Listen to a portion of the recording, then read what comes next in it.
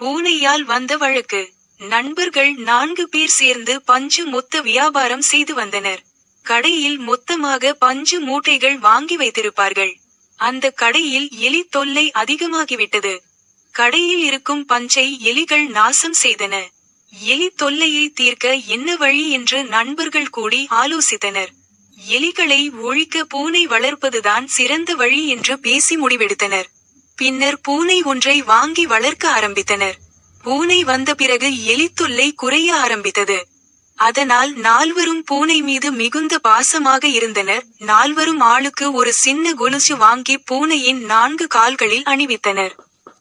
ஒவ்வொருவரும் தான் கொலுசு அணிவித்த கால்களை தனக்கு சொந்தமானது என்று கூறி உரிமை பாராட்டினர். தங்களுக்கு சொந்தமான கால்களை அழகுபடுத்துவது பராமரிப்பது என்று இருந்தனர். ஒரு நாள் பூனைக்கு ஒரு காலில் அடிபட்டது நொண்டிக் கொண்டே வந்தது. அதை பார்த்த நண்பர்கள் மூவரும் அடிபட்ட காலுக்கு சொந்த மாணவனை பார்த்து, நண்பா, உனக்கு சொந்தமான காலில் அடிபட்டு விட்டது. மருந்து போட்டு கவனமாக பார்த்துக்கொள் என்று கூறினர். அடிபட்ட காலுக்கு சொந்தக்காரன் அந்த காலில் ஏற்பட்ட காயத்தை துடைத்துவிட்டு எண்ணெய் நனைத்த துணியினால் காயத்தின் மேல் கட்டிவிட்டான். இரவில் அந்த பூனை விளக்கு பக்கம் சென்றபோது எண்ணெய் சுற்றி வைத்த காலில் தீப்பிடித்து கொண்டது. மிரண்டு போன பூனை அங்குமிங்கும் ஓடியது. பஞ்சு மூட்டையின் மேல் தாவி ஓடியது. அதனால் பஞ்சு மூட்டைகள் முழுவதும் எரிந்து சாம்பலாயின. மறுநாள் கடையை திறந்து பார்த்த நண்பர்கள் அடிபட்ட காலுக்கு சொந்தக்காரனை பார்த்து, உன்னால் தான் இந்த விபத்து ஏற்பட்டது. நீ எண்ணெய் துணியை சுற்றி வைத்ததுதான் காரணம். அதனால் எங்களுக்கு ஏற்பட்ட நஷ்டத்தை நீ கொடுக்க வேண்டும் என்று கூறினர்.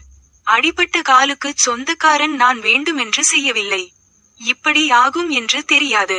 நான் எப்படி நஷ்டத்தை ஏற்க முடியும் என்று சொன்னான். ஆனால் மற்ற மூவரும் ஒத்துக்கொள்ளவில்லை.